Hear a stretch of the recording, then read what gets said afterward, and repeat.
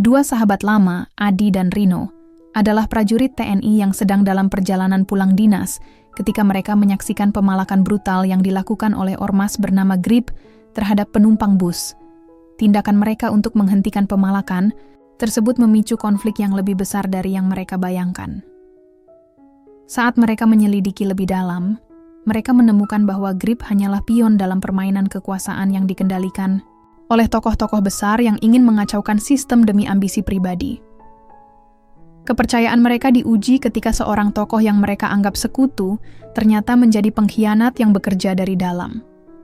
Adi dan Rino harus memilih antara tetap loyal pada sistem atau membela kebenaran meski harus melawan orang-orang yang dulu mereka hormati.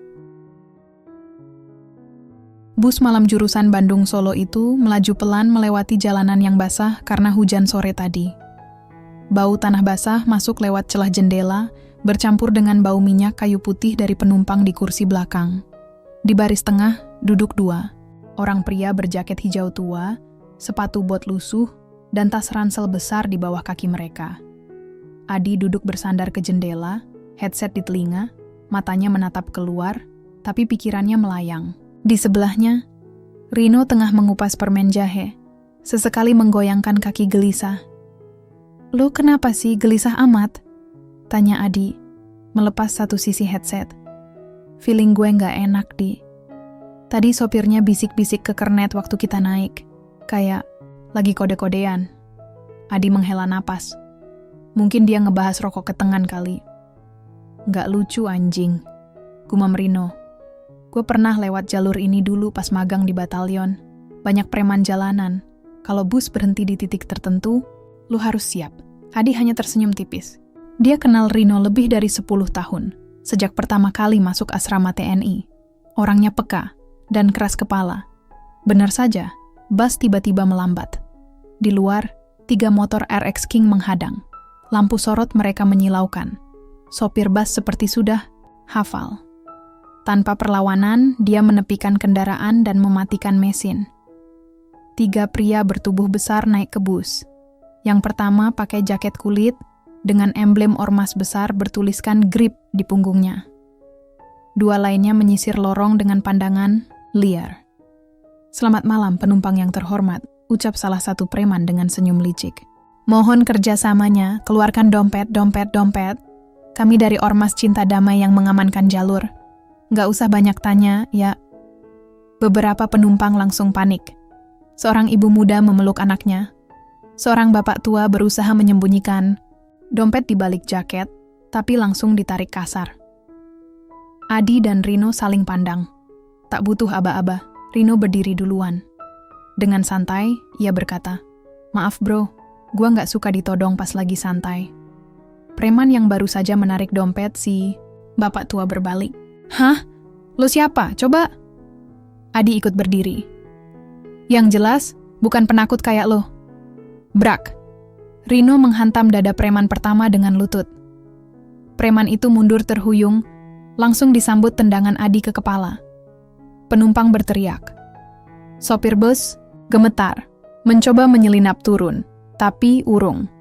Sisa 2 preman mencoba melawan, tapi dengan sigap, Adi dan Rino menghajar mereka satu-satu.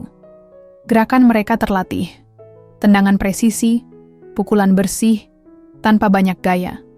Hanya efektif. Hanya brutal. Kalau perlu, salah satu preman mencabut pisau. Rino tak genta. Ia mengelak, menangkap tangan pria itu, lalu membenturkannya ke pegangan kursi hingga pisau terlepas. Tak sampai 5 menit, 3 preman itu terkapar di lorong bus. Hidung patah, gigi rontok, dan salah satunya pingsan.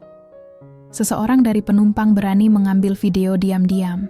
Tangan gemetar, tapi lensanya fokus. Rino menyentuh luka di bibirnya, lalu mengelap darahnya sendiri.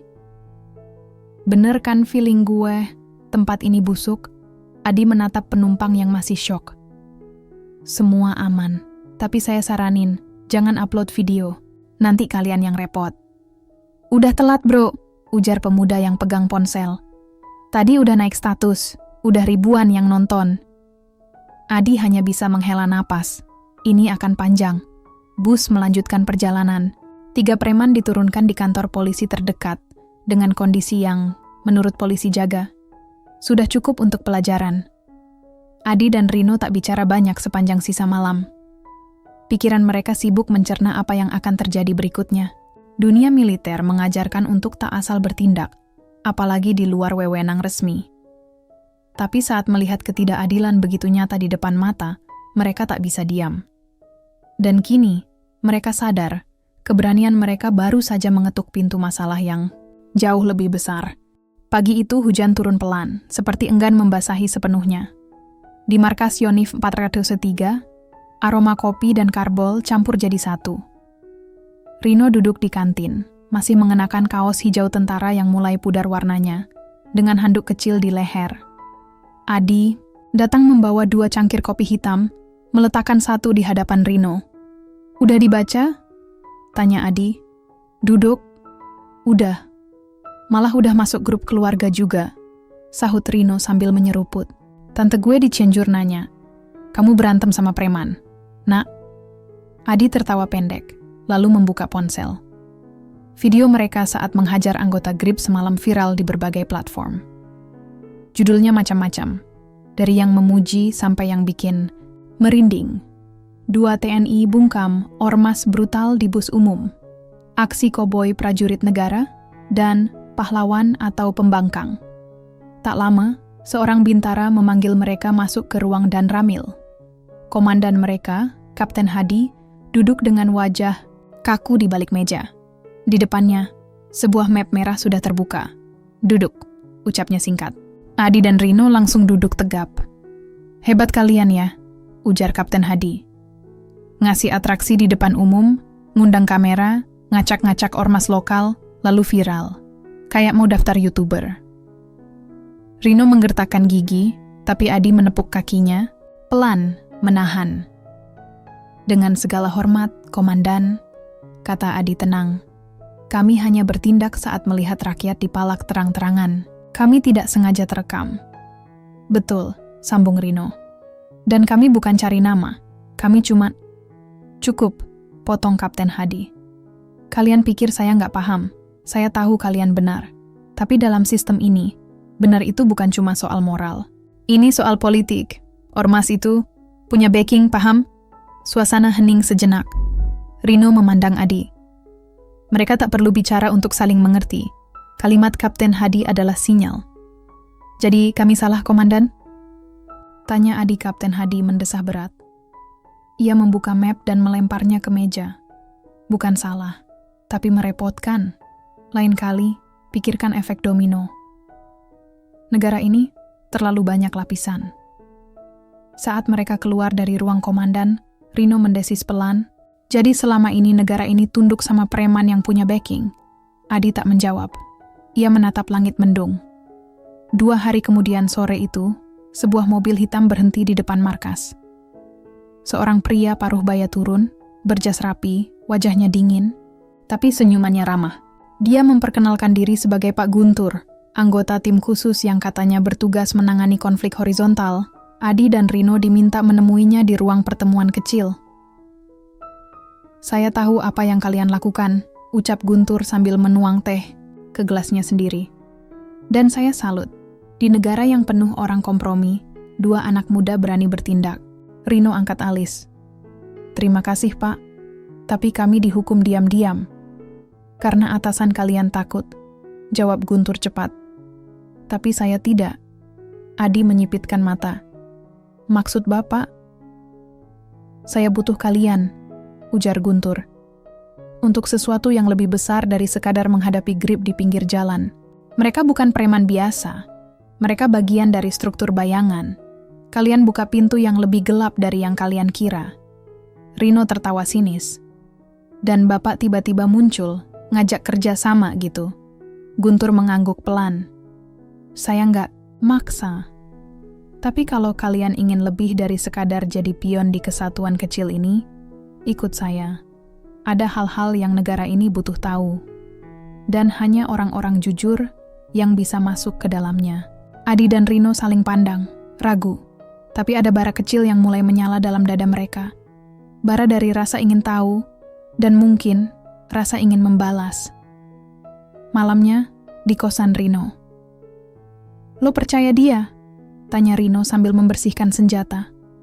Gue percaya situasinya lebih parah dari yang kita lihat, jawab Adi. Dan kalau dia bohong, kita tetap bisa mundur. Tapi kalau kita diam aja, orang-orang kayak Grip bakal terus merajalela. Rino mengangguk. Oke, kita ikutin permainan mereka, tapi dengan aturan kita sendiri. Adi menepuk bahu sahabatnya. Deal.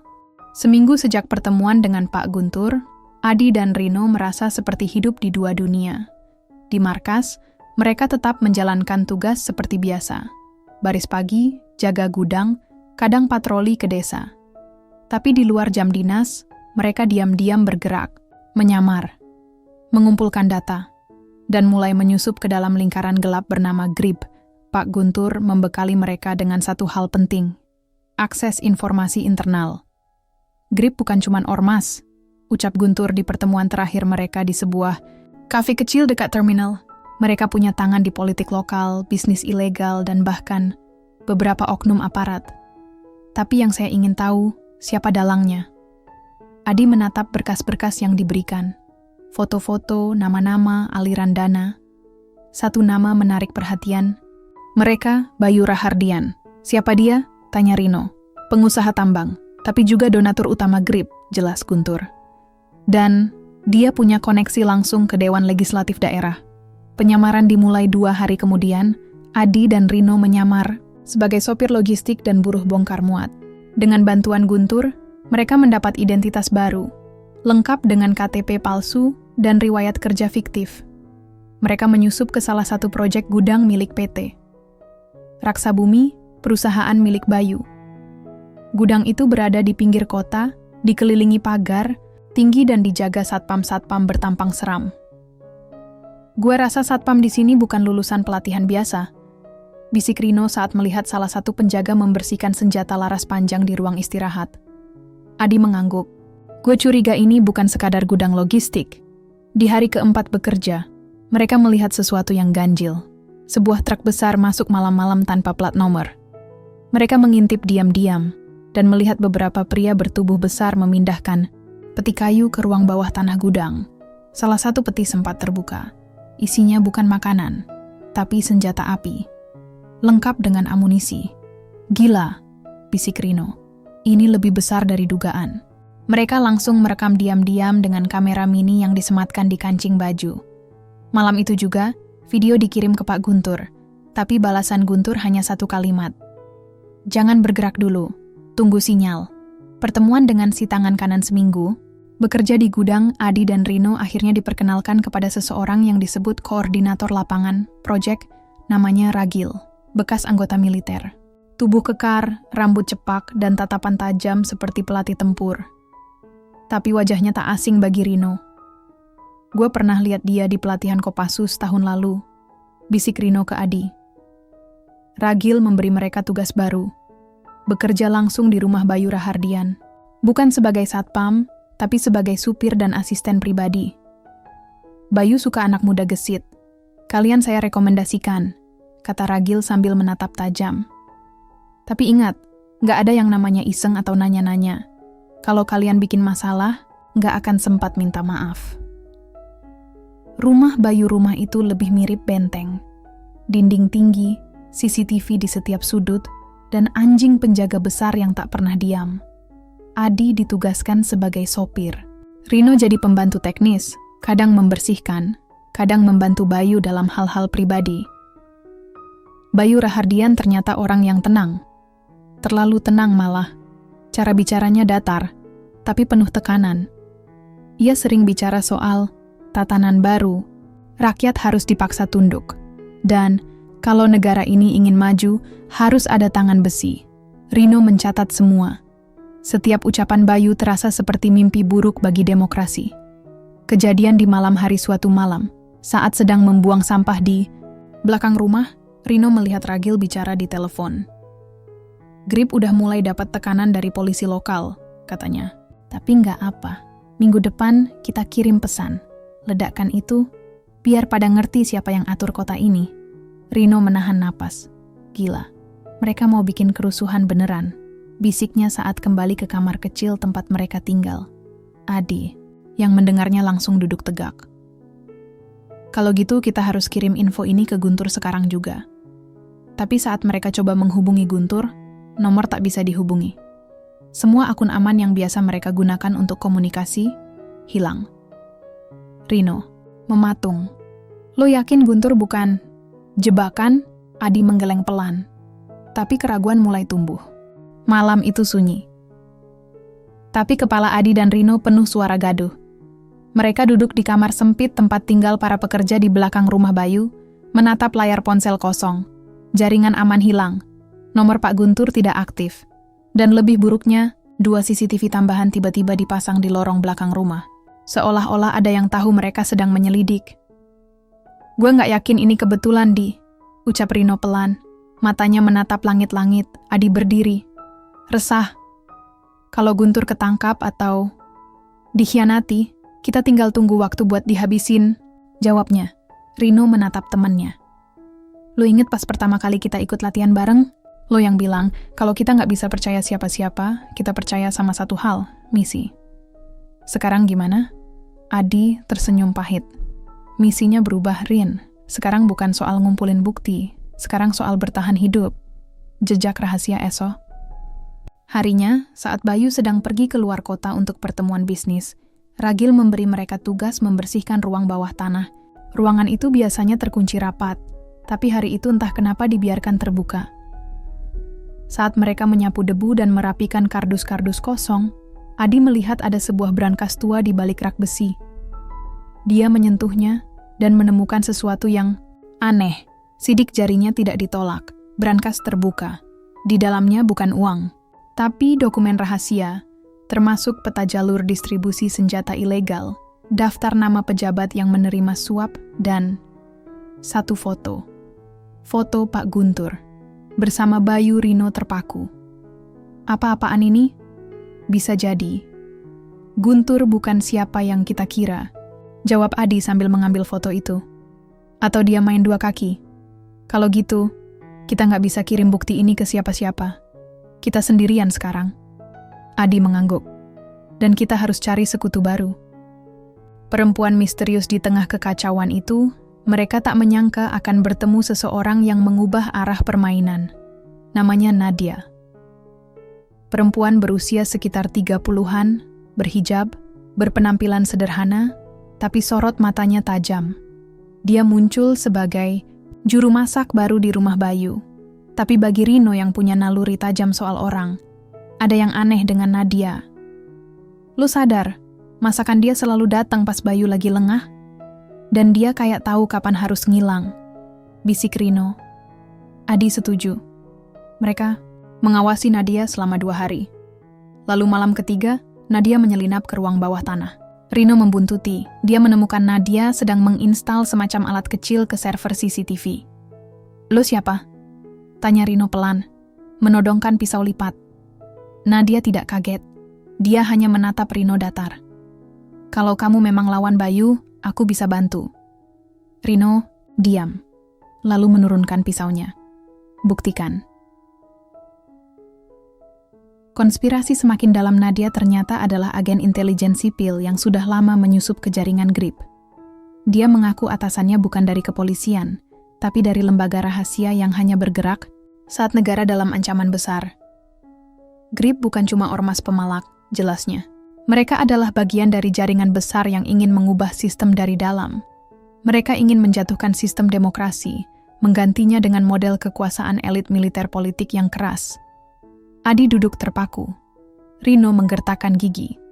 Dan Bayu itu pion utama? Bayu adalah kunci dana. Tapi bukan dalang. Dalangnya lebih tinggi dan lebih dekat dari yang kalian kira. Nadia menatap mereka dalam-dalam. Dan kalau kalian memang serius ingin menghentikan ini, aku harus tahu, kalian siap dianggap pengkhianat? Siap diburu aparat kalian sendiri? Adi dan Rino saling pandang. Hening. Kemudian Adi menjawab, tenang tapi mantap. Kami udah lama bersumpah buat lindungi negara. Kalau sekarang negara justru dijatuhin dari dalam, maka musuhnya bukan cuma di luar, tapi di antara kita. Pesan terakhir dari Guntur malam itu, saat mereka hendak menyusun rencana bersama Nadia, tiba-tiba ponsel Adi bergetar. Nomor tak dikenal. Tapi isi pesannya bikin jantung mereka berdegup. Kalau kalian masih percaya pada misi, temui aku di jembatan tua pinggir kota jam 2 pagi. Guntur, lu pikir ini jebakan? Tanya Rino. Entah. Tapi kalau itu benar Guntur, mungkin dia masih punya jawabannya, jawab Adi. 2 jam lewat tengah malam. Langit mendung, bulan tertutup awan. Udara dingin membungkus kota yang nyaris tertidur. Adi dan Rino berdiri di dekat jembatan tua di pinggir kota. Tempat itu sepi, hanya suara air sungai dan ranting patah yang terdengar dari kejauhan. Mereka berdua berdiri saling menutup punggung, awas. Jam tangan Rino menunjukkan pukul 02.20, moto kekuatan tepat. Sebuah motor trail pelan-pelan melintasi jalan setapak. Pengendaranya mengenakan jaket hitam dan helm. Saat dia berhenti dan membuka helm, Adi langsung mengenalinya. Pak Guntur. Tapi wajahnya jauh berbeda. Pucat, mata merah, dan tubuhnya agak gemetar. Kalian masih hidup, ucap Guntur lirih. Syukurlah. Pengakuan yang mengguncang mereka berbincang di bawah jembatan, di atas lantai semen yang dingin. Guntur memberikan mereka flash disk kecil yang sudah dibungkus aluminium foil. Semua data yang kalian butuhkan ada di sini. Daftar nama, lokasi gudang senjata, alur dana ke politikus. Tapi, itu nggak cukup, ucapnya. Kenapa? Tanya Rino. Waspada. Guntur menatap mereka, karena orang yang paling berpengaruh dalam jaringan ini bukan Bayu, bukan pejabat, tapi seseorang dari lingkar dalam kalian, dari dunia kalian sendiri. Adi mengernyit. Apa maksud lo? Guntur terdiam lama, lalu berkata pelan. Komandan, Satgas Wilayah Timur, Letkol Suryo. Rino sontak berdiri. Enggak mungkin, dia yang kirim kita. Dia yang selalu dukung bersih-bersih. Justru itu, dia pakai kalian buat bersih-bersih, biar dia bisa ambil alih. Konflik. Meledak tiba-tiba, dari balik semak-semak, suara tembakan meledak. Beratak, Adi dan Rino, refleks berlindung. Guntur jatuh tersungkur, darah mengucur dari bahunya. Mereka ngikutin aku, teriak Guntur. Bawa flash disknya, jangan percaya siapapun dari atas. Adi mengangkat Guntur. Rino menembak ke arah suara, mencoba menahan pengejar. Mereka kabur ke hutan kecil di belakang jembatan. Suara tembakan terus mengikuti. Mereka berhasil lolos setelah 1 jam bersembunyi. Guntur tak sadarkan diri. Mereka membawa tubuhnya ke rumah Nadia. Kebenaran yang pahit Nadia menyambut mereka panik, lalu mengobati luka Guntur dengan cepat dan terlatih. Saat itu, Adi menunjukkan isi flash disk ke Nadia. Wajah Nadia berubah saat membaca satu folder. Operasi Garis Ganti. Ini, rencana kudeta sipil. Mereka ingin mengacaukan sistem dari dalam, lewat ormas, kerusuhan, krisis kepercayaan. Lalu mereka munculkan pahlawan dari internal untuk merebut kekuasaan. Rino mengepalkan tangan. Dan pahlawan itu Letkol Suryo. Nadia mengangguk. Dia akan tampil seolah-olah menghentikan kekacauan. Padahal, semua dirancang olehnya dan Grip. Adi terpaku. Wajahnya murung. Berarti, dari awal kita cuma bidak. Batas kepercayaan malam itu jadi malam tergelap bagi Adi dan Rino. Orang yang mereka hormati dan percaya, ternyata dalang utama. Dan sekarang mereka sedang diburu. Gue nggak bisa tidur malam ini, Di, kata Rino sambil duduk di teras belakang. Gue juga, sahut Adi pelan. Gue cuma mikir, kenapa ya kita selalu percaya orang yang kita hormati pasti baik? Rino menatap langit. Mungkin karena kita pengen punya panutan. Tapi ternyata, panutan sejati bukan yang duduk di atas. Tapi, yang berdiri bareng di bawah saat keadaan kacau. Hari sudah berganti. Tapi bagi Adi dan Rino, waktu tak lagi berarti. Sejak malam itu, hidup mereka berubah. Dari tentara yang ditugaskan untuk mengamankan negara, mereka kini dianggap pengkhianat bersenjata oleh sistem yang mereka belah. Adi menatap wajah Guntur yang masih terbaring lemah di ranjang darurat rumah Nadia. Dia harus sembuh. Dia satu-satunya saksi hidup yang bisa bicara, gumamnya. Rino berdiri di dekat jendela, mengawasi jalanan.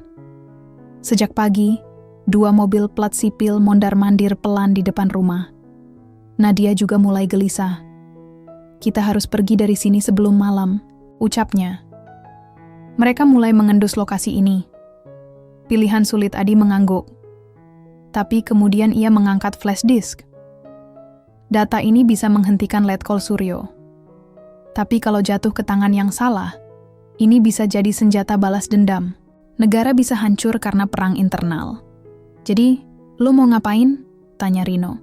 Ada satu cara, kita kirim ke publik. Tapi bukan lewat media biasa. Kita butuh platform netral. Biar rakyat yang tahu dan rakyat yang pilih siapa yang harus diadili. Nadia langsung menjawab cepat. Ada satu kanal, seorang mantan jurnalis yang kini tinggal di Jogja. Dia pernah ditahan karena membongkar kasus korupsi. Dia bisa dipercaya. Rino berpikir keras. Kalau kita ketahuan nyebarin data, ini kita resmi jadi buronan negara, Adi. Adi menatapnya tajam. Dari kemarin, kita udah lebih dari sekadar tentara. Sekarang, kita cuma 2 orang yang gak mau lihat negara dijual dari dalam.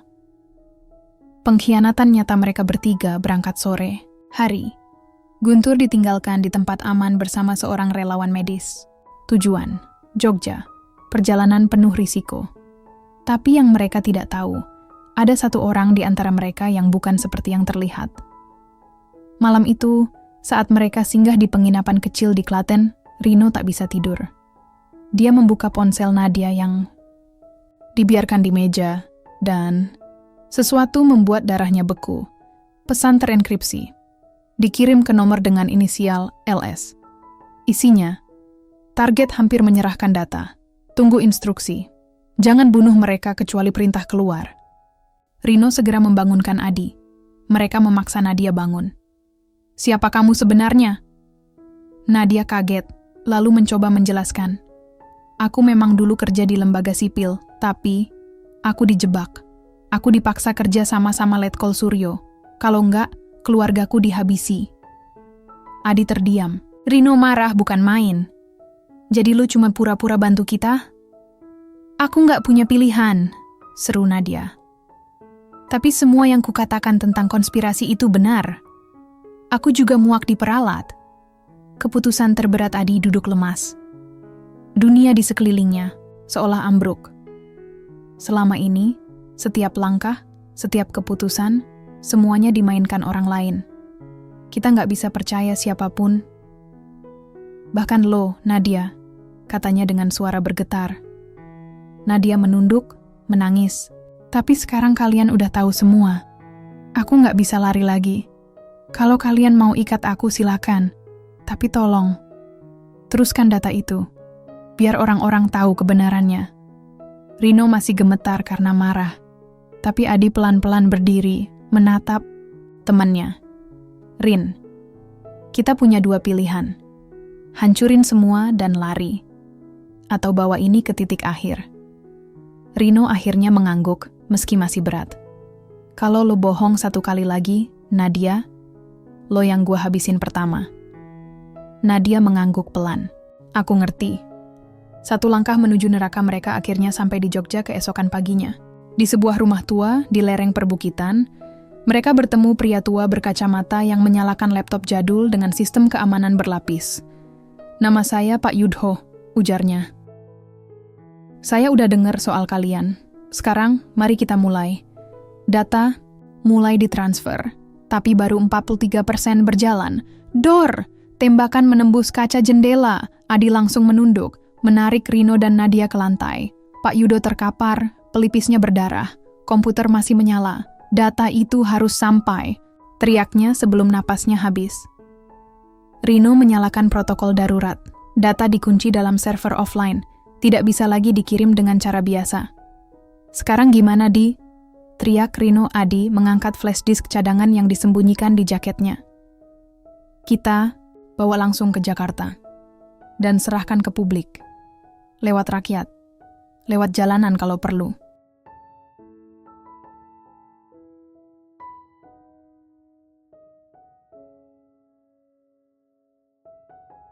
Langit Jakarta sore itu seperti menahan napas.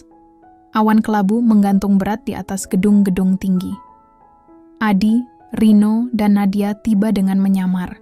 Mereka naik bus ekonomi dari Jogja, turun jauh dari pusat kota, dan jalan kaki melewati gang-gang sempit demi menghindari pantauan. Flash disk dengan data konspirasi kini disimpan di bawah lapisan sol sepatu Adi.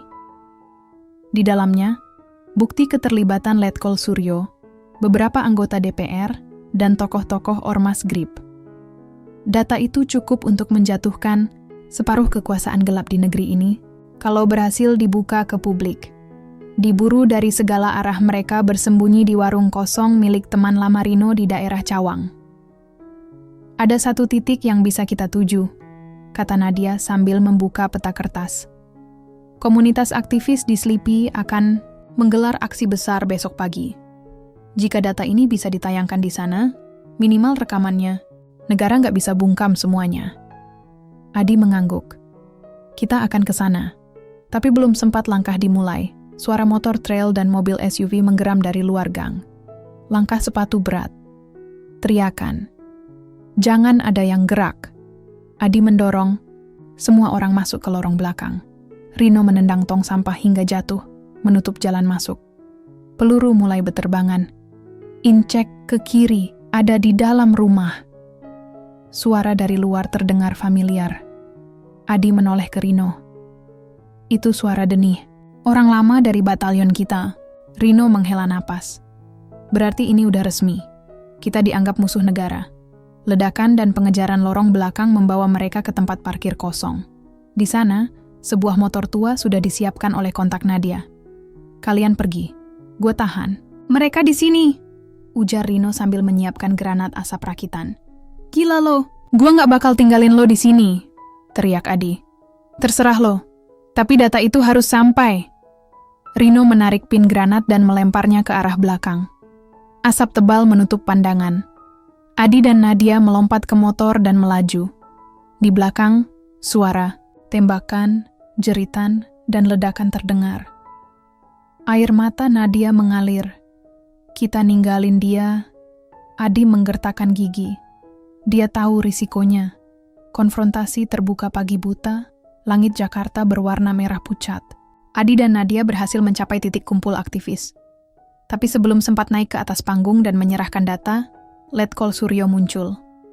Dengan setelan jas rapi dan senyum tenang, ia berdiri bersama dua ajudannya. Di belakang, terlihat mobil militer tanpa plat.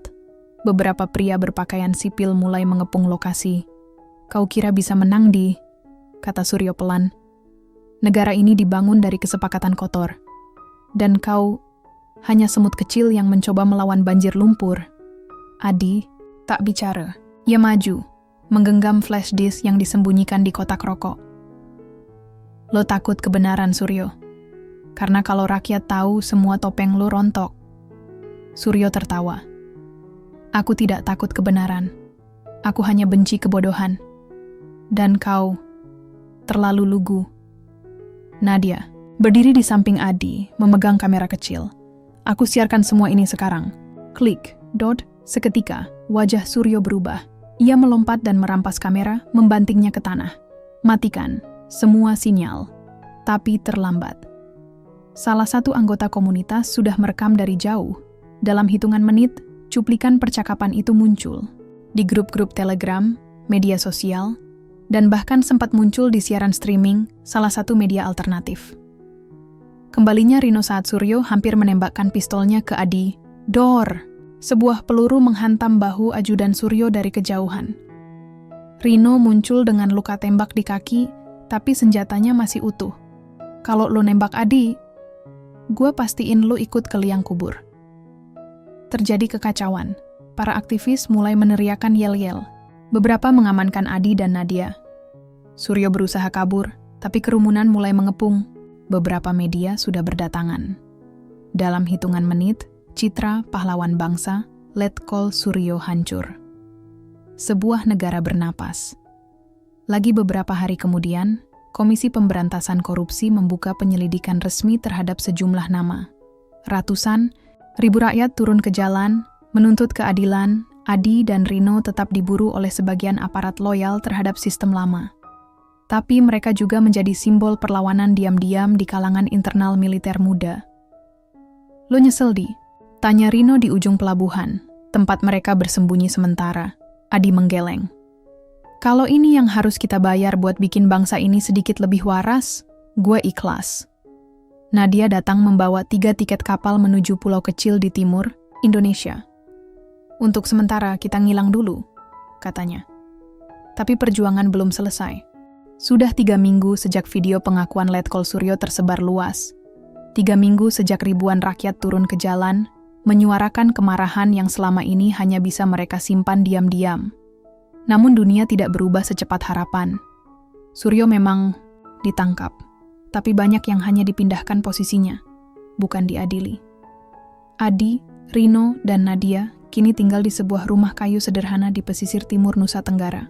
Di tempat yang jauh dari sorotan kamera dan hiruk-pikuk kota, mereka mencoba bernapas seperti manusia biasa. Luka yang masih menganga di beranda rumah, Rino duduk dengan kaki dililit perban. Bekas luka tembaknya belum sepenuhnya pulih, tapi yang lebih parah adalah lukanya di dalam. "Kadang gue ngerasa semua ini sia-sia," gumamnya sambil menatap laut. "Mereka cuma ganti wajah, sistemnya masih sama." Adi duduk di sebelahnya. Ia membawa 2 cangkir kopi hitam yang diseduh Nadia. "Gue ngerti, Rin, tapi kita bukan nyelamatin dunia. Kita cuma nunjukin bahwa masih ada yang berani bilang, 'Cukup.'" Rino mengangguk pelan. "Lo pikir rakyat masih peduli?" Adi tersenyum kecil. "Gue pikir mereka selalu peduli, cuma sering terlalu takut buat bersuara." Pilihan hidup baru Nadia keluar dari dapur, membawa piring kecil berisi pisang goreng hangat. "Kita dapat kabar dari aktivis Sleepy," katanya sambil duduk di antara mereka. Banyak anak muda yang sekarang mulai buka ruang diskusi. Bahkan ada relawan dari TNI muda yang mulai kirim informasi dari dalam. "Kita nggak sendirian." Rino menyipitkan mata. "Dan lo masih yakin ini jalan yang benar?" Nadia memandangnya tajam. "Kalau bukan kita, siapa lagi?" Suasana hening. Angin laut berhembus pelan, membawa aroma garam dan sunyi yang menenangkan. Panggilan dari Jakarta malam itu, suara telepon. Satelit berdering, nomor tak dikenal. Adi mengangkat. "Ini Kolonel Arman." Suara di seberang terdengar tenang, namun tegas. "Kalian gak kenal saya, tapi saya tahu semua tentang kalian." Adi waspada. "Apa maumu?" "Aku pernah jadi guru Letkol Suryo. Dan aku malu. Banyak dari kami di dalam sistem yang sebenarnya ingin perubahan, tapi takut." Adi tak menjawab. "Saya ingin kalian kembali. Bukan untuk jadi pion, tapi untuk bantu bersihkan rumah kita sendiri, dari dalam." 1 langkah lagi pagi berikutnya, Adi berdiri menghadap laut, memandangi langit yang mulai terang. Nadia menyusul dari belakang. "Dia ngajak kita balik?" tanya Nadia pelan. Adi mengangguk. Tapi kali ini bukan sebagai tentara, tapi sebagai pembakar lentera. Rino muncul sambil tertatih. "Gua gak akan duduk di balik meja, tapi kalau ada yang harus gue hajar lagi buat bikin jalan kita bersih, kasih tahu gue duluan." Mereka bertiga tertawa kecil. Dan saat matahari terbit, mereka tahu perjuangan mereka belum selesai, tapi mereka tidak sendiri lagi. Epilog. Dari api, lahir cahaya. Beberapa bulan kemudian, nama Adi dan Rino menjadi legenda di kalangan prajurit muda. Mereka disebut dalam bisik-bisik akademi militer, disanjung di komunitas akar rumput, dan dibenci di ruang-ruang elit kekuasaan. Tapi bagi rakyat kecil di bas-bas ekonomi, pasar-pasar tradisional, dan lorong-lorong sempit kota, mereka adalah simbol harapan bahwa masih ada tentara yang berjuang bukan untuk jabatan, tapi untuk keadilan. Mereka bukan pahlawan. Mereka manusia. Tapi dari tangan-tangan manusia seperti merekalah, sejarah bisa berubah arah.